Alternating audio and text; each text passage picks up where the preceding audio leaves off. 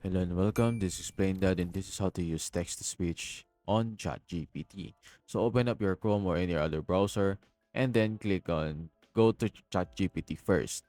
So as you can see, we need to log in or sign up if you don't already have an account on, and just try to do it in your account. So after logging in to your account, you should be able to see there the UI of ChatGPT. So in here, what we're going to do is add a new tab and then search on Talk to Chat GPT.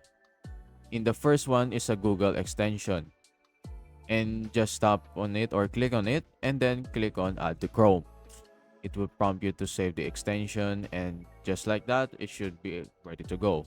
So just restart your Chat GPT page, and in here, it will prompt you to the Talk to Chat GPT. So just tap on the mic button and just talk like normally, and be sure to talk clearly and precisely. And as you Hello. can see, when I I'm talked here to help you before, with any questions or information you need. However, ChatGPT already recognized the I'm voice. not sure what you mean by ChatGPT. Could you please provide more context or clarify your question so I can assist you better? As you can see, if he doesn't understand your pronunciation, it would remind them a mistake.